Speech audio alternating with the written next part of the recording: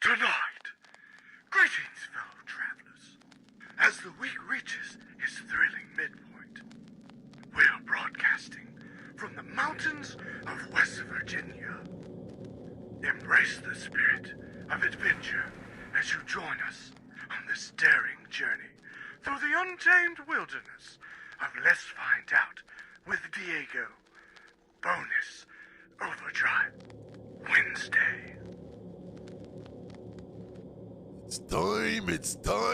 It's time to find out with Diego. Let's go. Ooh, yeah.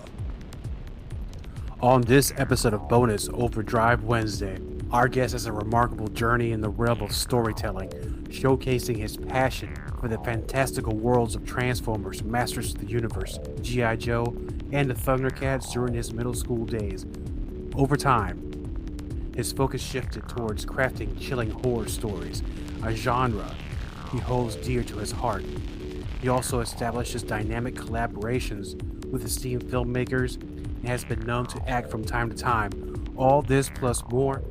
Please welcome a great friend to our show, author of the book Carnivorous, Todd Martin. Todd, my friend, welcome to Bonus Overdrive Wednesday. I'm happy to have you on, man. Thanks so much. I'm glad to be on, guys.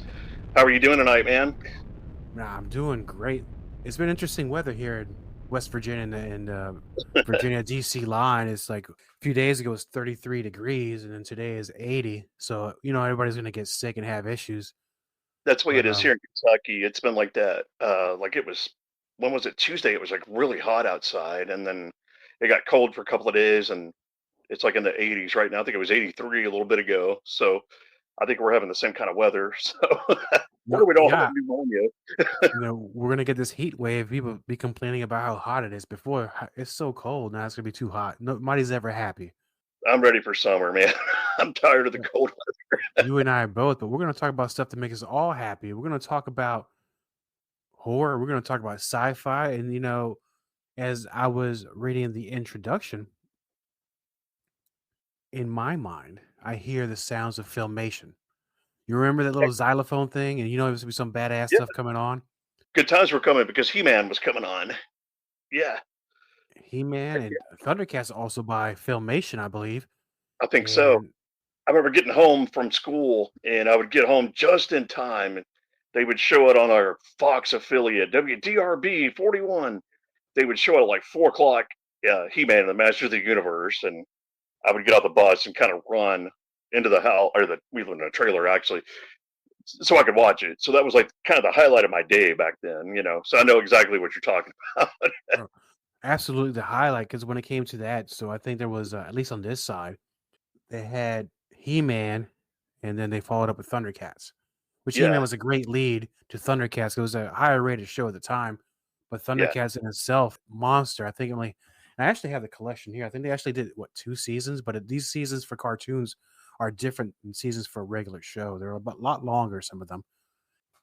I read a couple of years ago that when they were making Thundercats, they were so desperate for writers and ideas.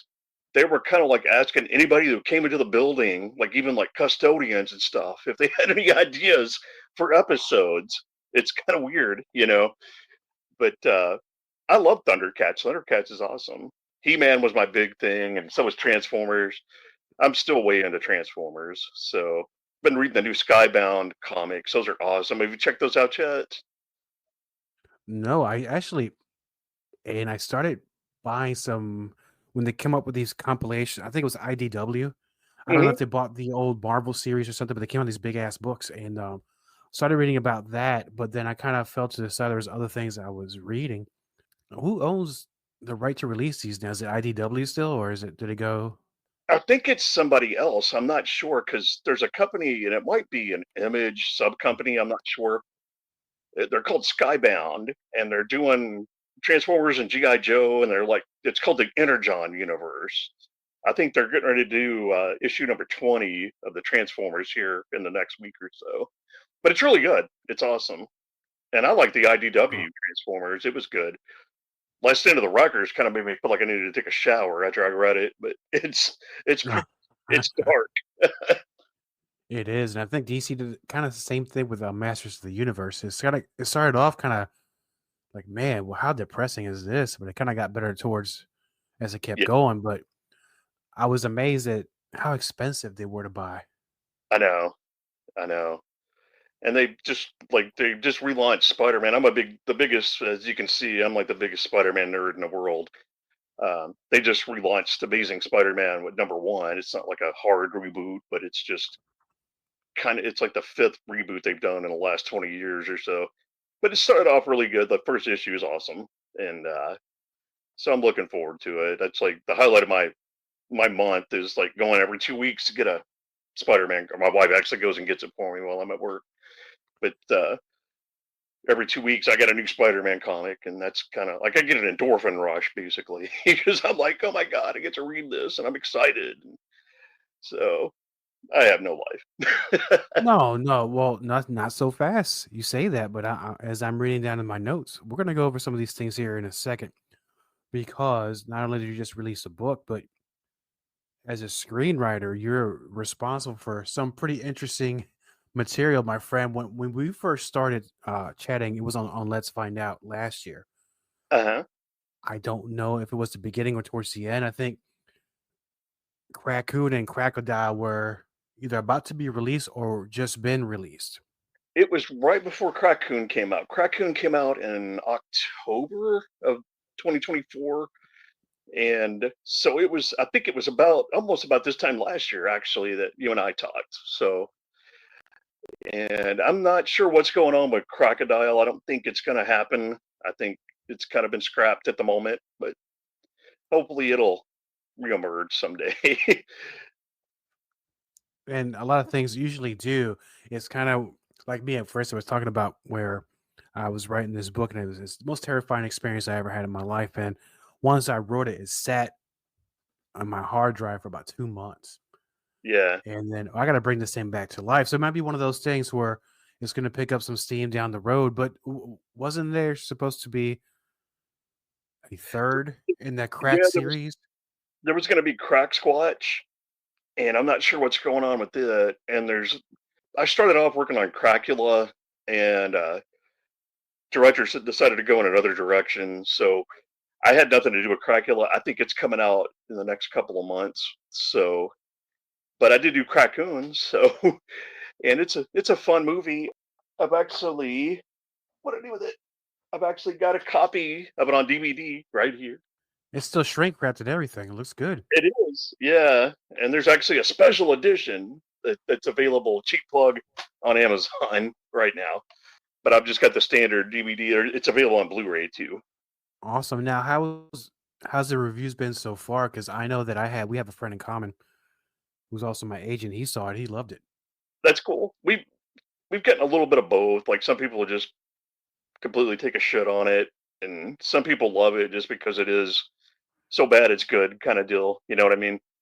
But I think some people just didn't really get it, and they were like, "This is horrible. It's awful." It's got like a 3.6, I think, on IMDb right now. But I know like the people that were into it, it's for a certain taste, obviously, and you know, if you're into that kind of movie, and you'll like it. You know what I mean? Yeah, but people are miserable and they're just looking for somewhere an outlet because their lives is kind of shitty.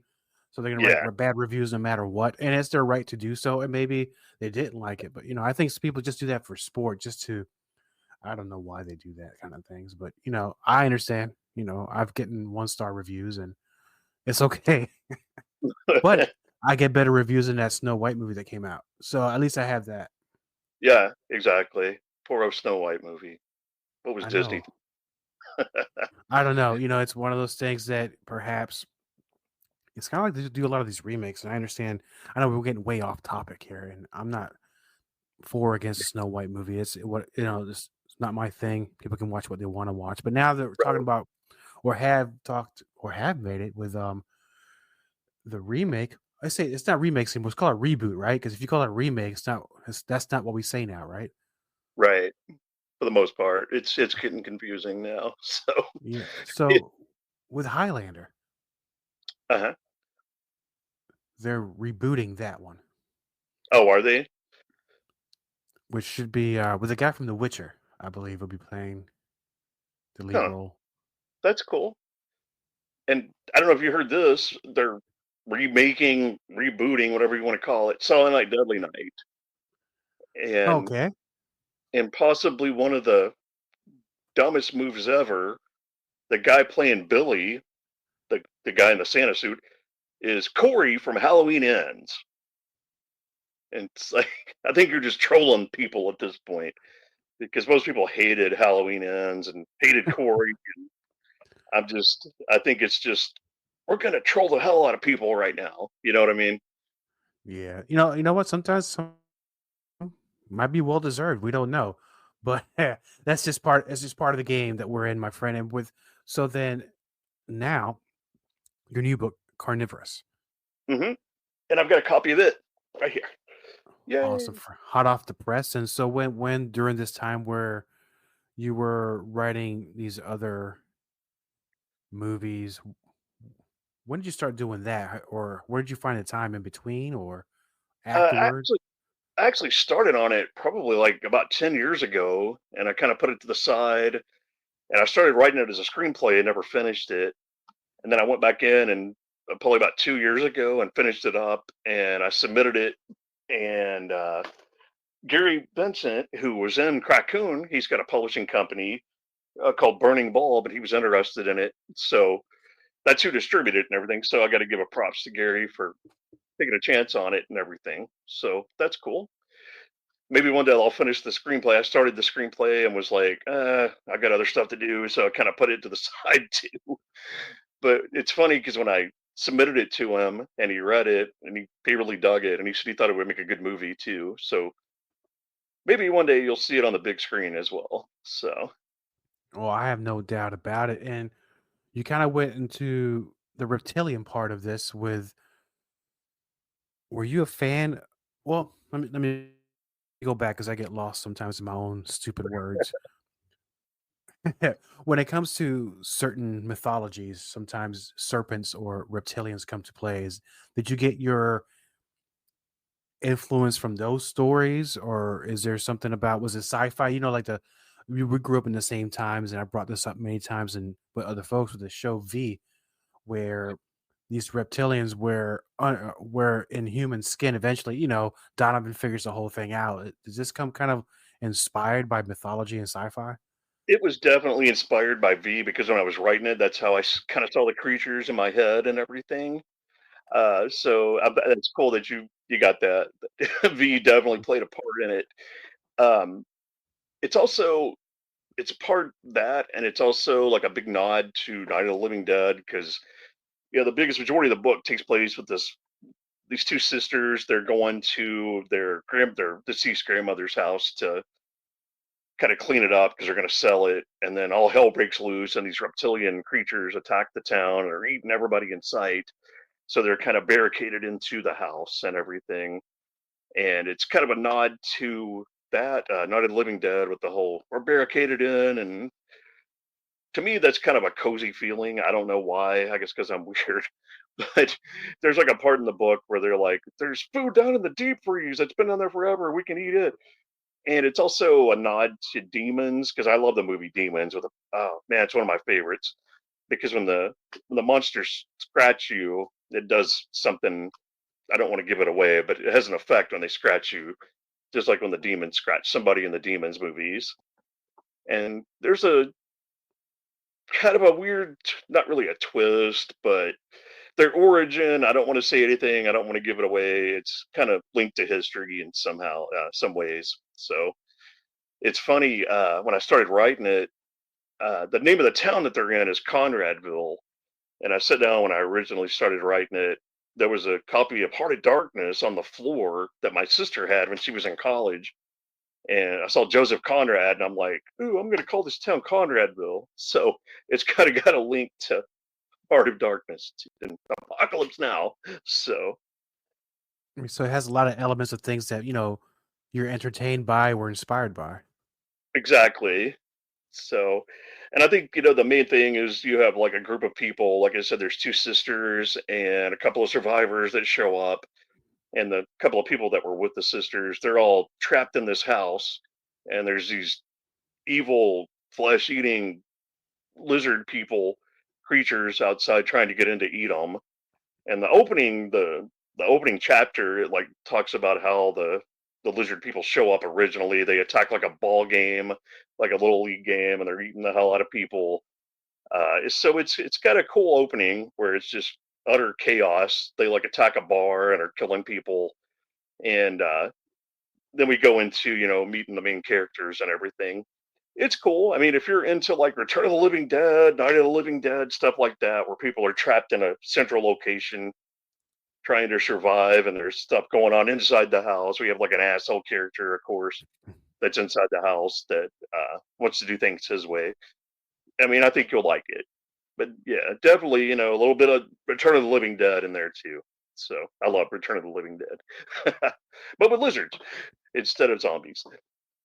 Oh, and that's kind of cool. Different twist. We have a lot of zombie things going on right now, and I love anything zombie. I don't care what kind of movie it is or show. I'll watch it. I think they're Yeah. fun to watch, and it's also, a good show or a good story when you start to get lost in a movie or a book. You start Uh-huh. thinking to yourself, "What would I do in that situation?" I did that with Chud when I saw it as a kid. I loved Chud, and I remember it was like on a Sunday afternoon. We rented it on VHS. I think it was the summer between sixth and seventh grade, and I was so into that movie. I was like, I hope this movie never ends. And but I was thinking the same thing, especially that scene with John Goodman and Jay Thomas when they're in the diner at the end, which depending on what version you watch, it might be in the middle because there's it's a weird thing, but there are two cops at a diner, John Goodman and Jay Thomas, and the Chuds come in and start eating everybody. And I remember thinking, man, next time I'm at a McDonald's and this happens, I know exactly what I'm gonna do. But I'd probably be the first one to go if it actually happened. No, man, at my age, a lot of these movie people run a lot. That ain't me, brother. I'll take a little bit of a jog if my hip don't give out, my lungs will. So, I'll do my best. Well, I remember after I saw Demons, my mom and dad took me to see Nightmare on Elm Street 3 probably about 3 weeks later, Dream and I was Warriors. yeah, heck yeah. And I was terrified that was going to happen. So I was like, "Where's the hell are the exits here in case people start turning into demons?" No, they had a good soundtrack. Dokken wrote the main song for that one. Heck Or what? yeah! Yeah, it was a good video, fun to watch. Robert English shows up at the end. He's like, "What a nightmare!" And Freddy makeup and everything.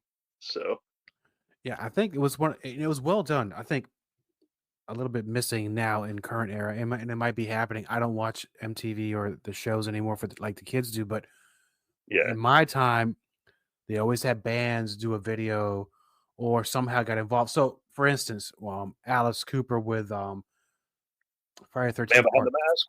yes, Yeah, and it's a fun song. And then you had, I think, Armored Saint was in Hellraiser 2, yeah. and then Studio Echo did the one in Friday the 13th Part 5, but I love it. The video is awesome. You have to look it up sometime because the song is sweet, and it's from Friday the 13th Part 5, A New Beginning.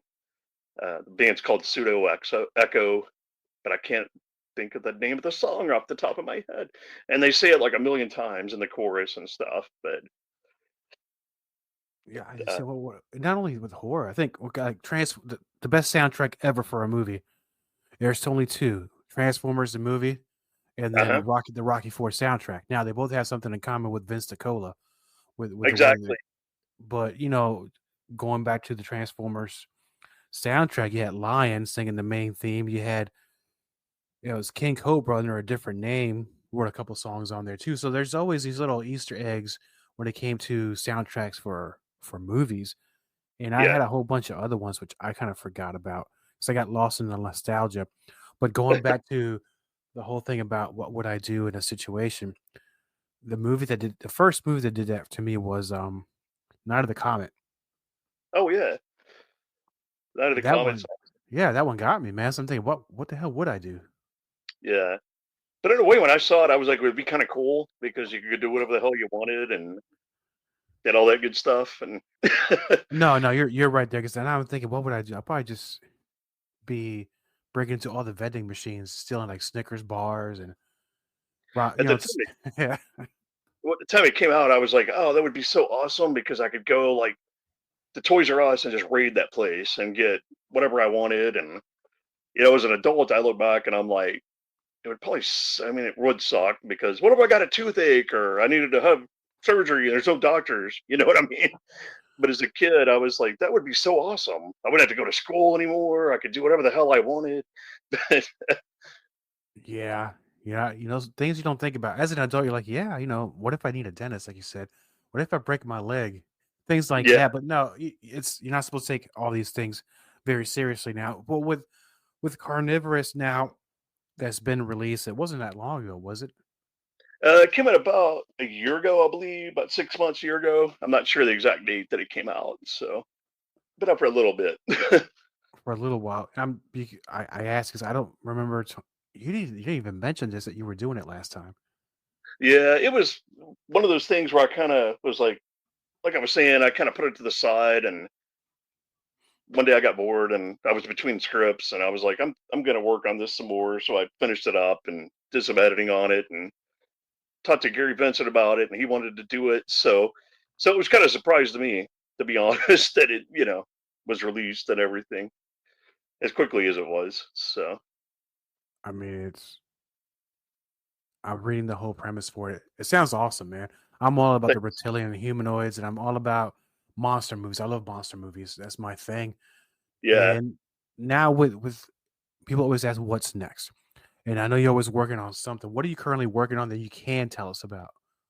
Um. So I'm working on. I just finished two scripts over the summer. One of them's called the Sibylla Six, and it's being edited right now. I'm not sure when the release date is on that, but it's about this woman who's got a stalker, kind of like a suspense thriller meets slasher flick kind of thing.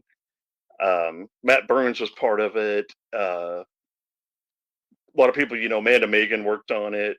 Shannon Adkins. She actually directed it, so that should be coming soon. I need to check and see what the. I know they wrapped filming on it back in like December, uh, and I finished up a script Amanda Megan's directing called Black Sheep, and it's like a suspense horror film about this woman named Lucy who wants to be an actress, and she gets her big break, but it's not exactly what she thought it was going to be. I know they're in pre-production on that right now. They just started a GoFundMe or a Indiegogo page for it, like within the last month or so. And I'm also working on Redneck Zombies 2, actually, the sequel to the Trauma film that came out in 87, 88. And I'm almost done with that script.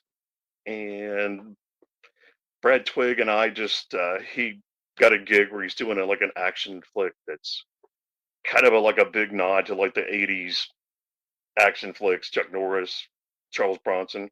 I just started writing it, so I'm working on like two scripts at the same time right now. But so how do you do that? How do you flip from one to the other?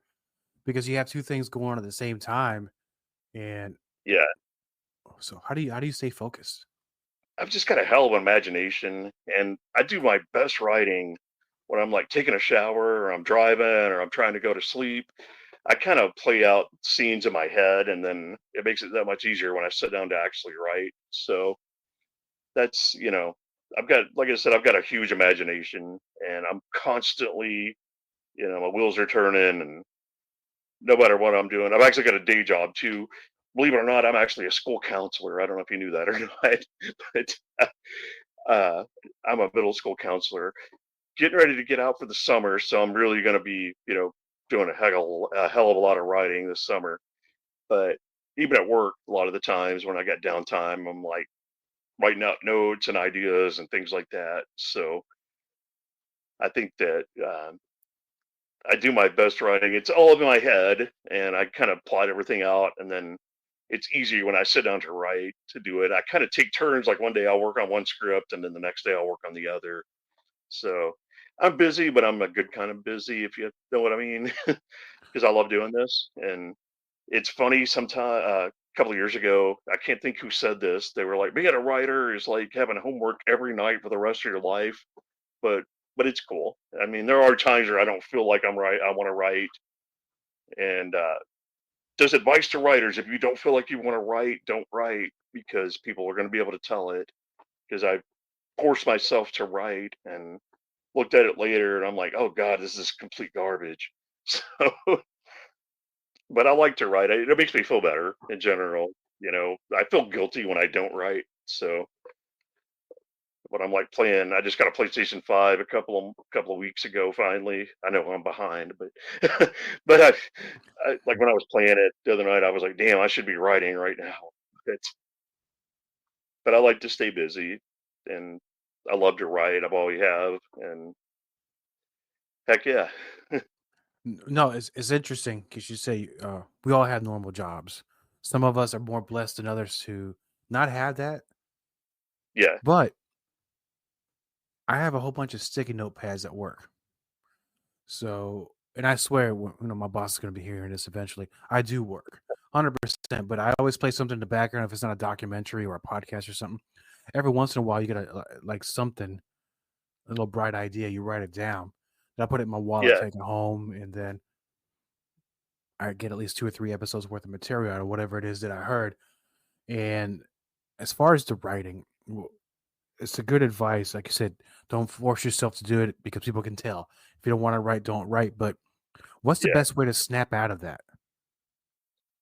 I think just to walk away from it for a little bit and just kind of let it. Myself personally, like I'll take a break, and I usually feel guilty, of course, but I think you have to have it up here first, and it's easier to you actually want to write when you have everything planned out in your head, and then when you sit down, you're excited to write. And I don't know if I've said this before, but I like to stop right in the middle of a scene. I think this was a Hemingway thing when it comes to novels. He would stop in like mid sentence and then walk away from it, and he was excited about sitting back down to finish out what he was writing. And I like to do that. Like I'll have like this big long scene, and there's epic stuff happening, and I'll stop in the middle of it and come back the next day and finish it up because it makes you excited to want to sit down and finish it up. So that's my advice for writers. Well, that's very interesting strategy there. I would have never thought about doing that. I'd be too afraid of losing my train of thought. I do that now on the show. I lose my train of thought, and I'm talking to you in real time. But it's different. You're very well seasoned in this type of work. So now, with you have the scripts, or you have the books that's out. If you were Yeah. going to write another book coming out, Uh and huh. the idea would strike you like lightning will strike you, where do Uh you huh. see what do you see yourself writing? Is there something that maybe you're thinking about delving in, you haven't touched it yet? I want to do a really good werewolf one because I love werewolves. And tough thing with werewolves, it's kind of like zombies, and it's like, what can you do that hasn't already been done before, if you know what I mean? But I've kind of got like some wheels turning. I'm like, when I was in college, some friends and I were going to do a werewolf comic book. Me and my friend Don were writing it, and we had two guys, Cliff and Jason. They were the artists. It was called Chenko, which is like, I can't even think where the name came from, but it means wolf. And it's a superhero comic where this guy gets bitten by this wolf, and it was like almost like a Spawn kind of thing. But maybe one day I'll actually turn that into a novel, you know, because I'd love to do something with it. It kind of sucks. We wrote like the first 20 issues, and it just never happened. And the local comic book store, the guy that owned it, actually one of the people, the artist, made a poster, and I've got it in my bedroom. Actually, it says coming in 1996, and it never happened. So I would kind of like to do something with that one day. It's just a different, a werewolf superhero. I know there's the astounding Wolfman that the guy that does Invincible did, but this is a little bit different. So that might be my next. And I actually prefer writing screenplays. I think I'm better at it. I'm not Stephen King. I love Stephen King, but I think I'm better with the dialogue and everything. I'm just more comfortable with the format of the screenplay. So maybe one day we'll see a good werewolf script for me based on the comic book we were going to do back in the 90s. If it's not a novel, I mean, I might do it as a novel. We'll have to wait and see. Well, I'm sure you're gonna have something coming out sooner than later. And it's been a good while, at least for me, that I've seen anything that's really good werewolf related. Two things popped into my mind: Silver Bullet and American Hmm. Werewolf in London. Two very well made, in my opinion, werewolf movies. And American Werewolf in London was something different. I saw that as a kid. Yeah. It did not. See, Yeah. I love The Howling. The Howling is like my favorite. And they came out the same year that American Wolf in London did. But What was I that? love American Wolf in London too. But The Howling, between the two, I've got to go with The Howling. Sure, and I understand. What was it, like 81, 82? It might be. 81, which was a And big year for horror. 81, like everything came out that year. So no, the 80s killed it, but it wasn't as much as the werewolf for me because it didn't really make its real thing till later on. yeah. It was the whole thing. It was so sad for me. Hmm. Where when he went to the theaters and he would see his best friend talking to him next to him, as each scene as it goes by, he's a little more decomposed than the next time. Yeah. It was just so sad. See, And my everybody my else that wife, he's killed in the theaters is there too. yeah, and it's an awesome scene.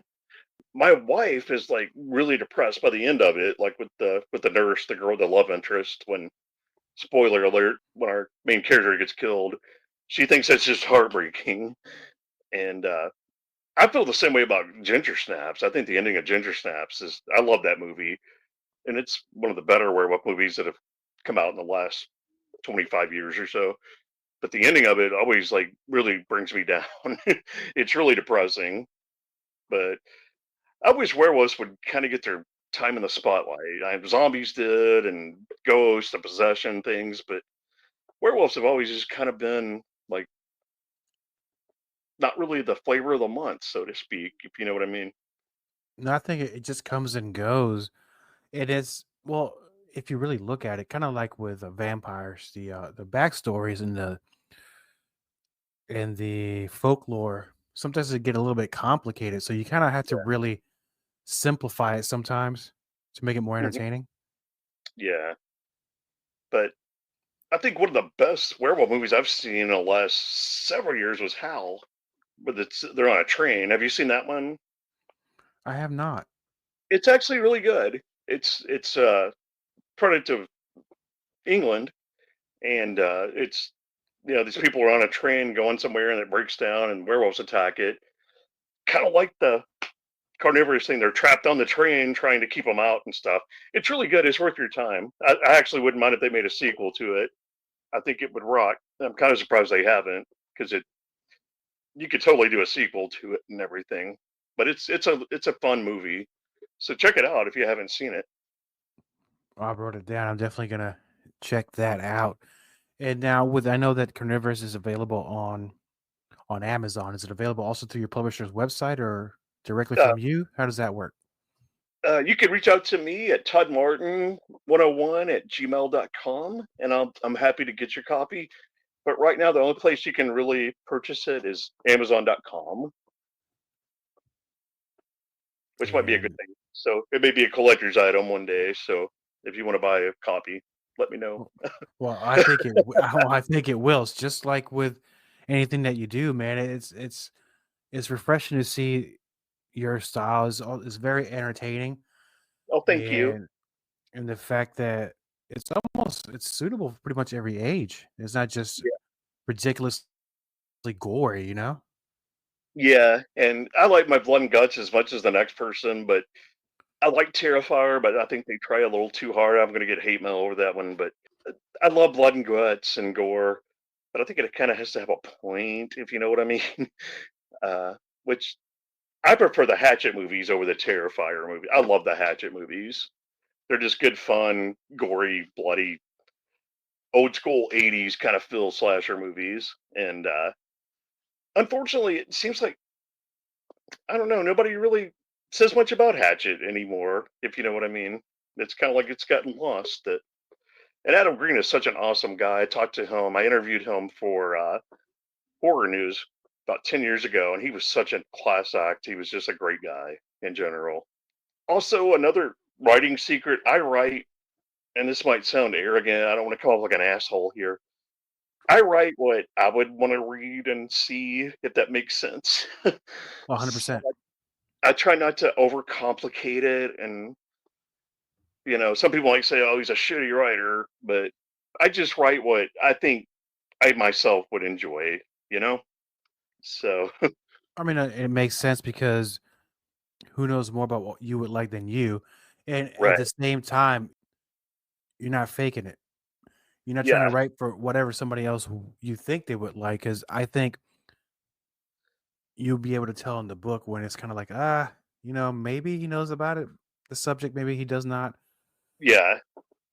And I Getting love back, Stephen King, but I think sometimes I'm like, man, you're trying way too hard to be. Don't really want to say an intellectual, but it's like you're getting too deep, and and I'm not taking a shot at Stephen King by any mean. I love the guy, but some of his stuff, just like his newer stuff, just does not appeal to me. I don't know, and I like to write, in a way that, especially in short stories and novels, that it's not overly complicated. I don't know if that means I'm an idiot that I don't write in an overcomplicated way, but I want it to be easier for readers to read, and like you just said, like a middle school kid could read Carnivorous and could understand it. So, but I just want it to be fun, I think, is my thing. and you hit the magic word. As long as it's Yeah, fun. Same thing with the blood yeah, and guts and this and that. As long as you make it fun and it's not uh-huh. over the top, just in my opinion. If it's too over the top, I think you kind of just it loses its luster in a I way. think so too. That's the thing, man. When I was a kid, like there was nothing greater than going to the video store and getting horror films. Like I was saying with Chud earlier, when I was watching it, I was like, I never want this movie to end. It's awesome. And I haven't felt that way about a movie in a very long time. Um, so if I can bring some kind of joy to somebody who's like, man, this is so good. I hope this movie or this book never ends. I think I've accomplished what I've set out to do. So Brother, you're doing a hell of a job. And thank you. Carnivorous is the book. I love the whole concept of reptilians. And for the next book with werewolves, and I know that Bonus Overdrive Wednesday doesn't really get too much into the supernatural or paranormal. That's on Let's Find Out. But Yeah. interesting enough, with this whole concept with werewolves, and because I think in somewhere in Southern Virginia now, we're having sightings of either werewolves or dogmen. So that kind of thing is actually coming back. So don't think that it's the werewolves are out of style. It's sometimes just like Hatchet in some of these movies, things just Yeah. need to be rediscovered. Exactly. I would love it if, let me rephrase that. I don't want, like with the zombie thing, I have no problem with zombie movies. I like them. I actually like the ones where they run because I love the remake of Dawn of the Dead. Um, I actually, and I'm going to get hate for this, I actually liked it better than the original. But I just don't want, if werewolves were to get popular, I don't want them to, like, everybody and their cousin is doing a werewolf movie, and you get some weird, crappy ones, and which has happened with the zombie thing. But I would love to see like a couple of actual really good, because the Howling scared the piss out of me when I was a kid. Um, I would love to see some really good, scary, actually scary. I'm laying awake at night thinking about it. Werewolf movies to hit the scene here soon. Other than Hal and Ginger Snaps, I think one of the last really good werewolf movies was Bad Moon. That came out in '96. That werewolf is fucking sweet looking. It's got Dennis the Menace in it from the Dennis the Menace movie that Nick Castle, Michael Myers, didn't know that until recently that Nick Castle directed Bad Moon, which is, or I'm sorry, directed Dennis the Menace. Hell yeah, that movie is awesome too. Bad Moon is. If you haven't seen it, I'm like giving you like my picks for werewolves movies here. No, I was gonna ask you some of your favorite ones, and you beat me to it, brother. So, and you might be the catalyst. You might be the that one that breathes lives back into werewolves, and it would just snowball from there. So, I Hell yeah. really appreciate you being on the show, and I know you got these scripts coming up, and they're eventually gonna be made into these movies. Would you please come back to the show and let's talk about them? We'll talk more Uh-huh. horror movies, and I think we'll do something cool too.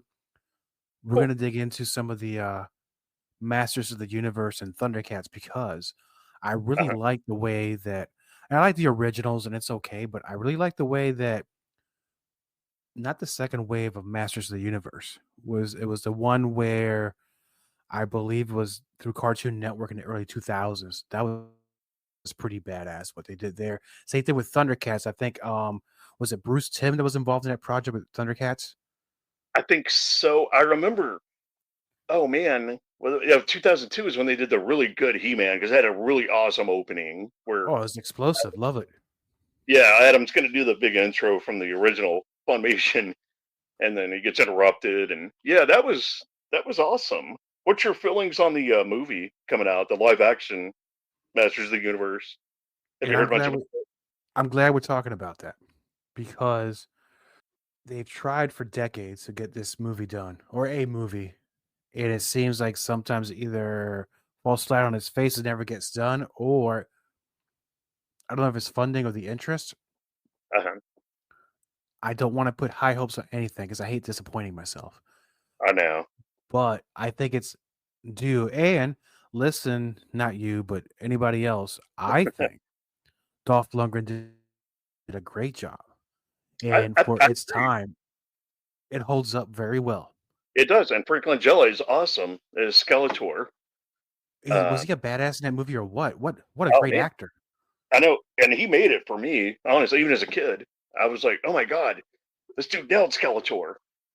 That movie gets more shit than it deserves. I think it's not that bad, but I was reading the other day that it came along like kind of at the end of the He-Man popularity, and there was. It's just kind of funny if you look at the history of that movie because like the director had to fund most of it himself there towards the end because they ran out of money and shit. But I think it came a little too late to the party, kind of like Firehouse came a little too late to the hairband party.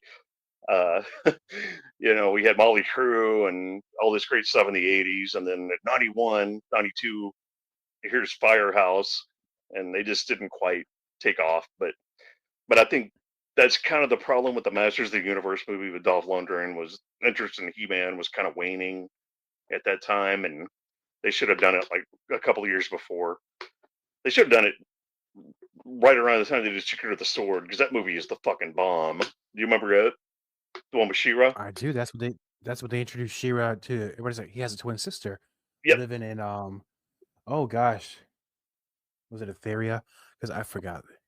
Um, Eternia was for the He He-Man's joint.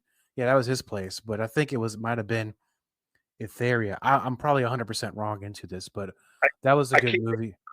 Oh, that movie was the shit. I remember I saw the trailer for it one Sunday morning, and my sister, she's like about 4 years older than me, she was asleep, and I went running into her bedroom, and I was like, "They're making a He-Man cartoon movie! Holy shit!" And of course, she's like, "Shut the fuck up and leave me alone." But I was super excited about, and I was the Transformers movie. Oh my god, dude! My mom, God love her, she took me to see the Transformers movie the day before school started in seventh grade. It was somewhere between sixth and seventh grade, and we went to see a matinee. And my mom, God love her, she worries about things, so we got there like 3 hours early because she was worried it was going to sell out.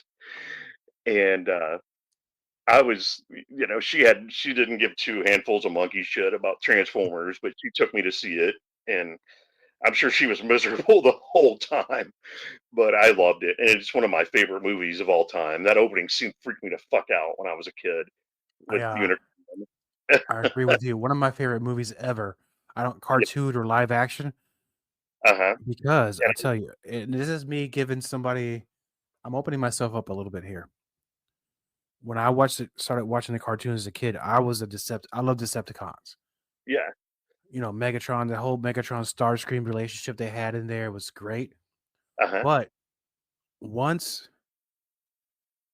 Optimus Prime died in the movie, and I know subsequently he came back 2 or 3 times, and Right. the whole thing with Rodimus Prime didn't want to be a leader anymore. He was a mess, Rodimus Prime.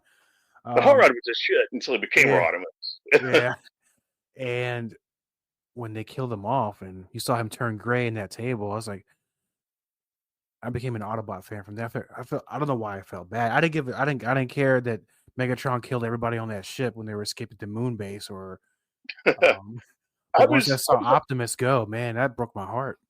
I was upset about Brawn because I like Brawn, and he's like the first one who gets killed. And I remember thinking, man, this shit is serious. I'm like 12 years old at the time, and when Brawn gets killed, and then he kills Ironhide and Ratchet and Prowl, which Prowl gets a fucked up death, but I was like, man, they're playing for real here, you know. So I was upset when Starscream got killed because I was like, I loved I liked Megatron a lot, and I love Starscream. So there were kids in the audience behind us. I remember there was a kid that had to take him out. He was crying so hard when Optimus died, and Oh, you must have been the same theater I was. No, I'm sorry. But I liked Rodimus Prime, and like I said, until he became I'm sorry, I liked Hot Rod until he became Rodimus, and he was kind of a butt munch. But but it's such a Yeah, good movie. I watched it not too long ago, and it still holds up so well. Oh, I own it, man. I haven't watched it in a long time. It's way overdue. And before I go, let me, because I also own the 2000s version of Masters of the Universe. Awesome. If you ever find it, buy it. The whole concept of the reptilians with Cobra Khan and those who were living underground for a while and came back. The Snake Men. Yes. King yeah. Yes. And they really caused an awful lot of problems, mostly for Skeletor. And but it's great. It gives you a whole backstory on Skeletor and the Snake Men. And I mean, I can't recommend it enough. Cool. I saw like a lot of the episodes, but not every single one. I liked they gave Skeletor like a definite backstory that, you know, he got the acid thrown in his face and shit. But yeah, I liked it when I saw it. So yeah, very well written. We'll do a whole show on that, man. Let's bring you back. We'll talk about that, Transformers, and Thundercats as well. And one more time, my friend, how can we get our very own copy of Carnivorous? Okay, so you can go right now. You can either email me. I'm happy to get you a copy at toddmartin101@gmail.com, or you can go to amazon.com. And that's really the only two places that is available right now. Go out, and it's almost Easter. Go out and buy a couple of copies. It's a good Easter present for Grandma. Absolutely, my friend. Thanks you again for being on Bonus Overdrive Wednesday. And I'll see you later this year.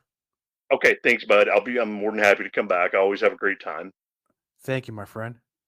All content on this broadcast is a property of Diego the Podcaster and is served directly from our servers with no modification, redirects, or rehosting. All celebrity impersonators are paid performers. The impersonated celebrities do not endorse or promote any views or opinions expressed by our guests, Diego the Podcaster, or Bonus Overdrive Wednesday. The information shared on Bonus Overdrive Wednesday is provided on an as-is basis, with no guarantees of completeness, accuracy, usefulness, or timeliness.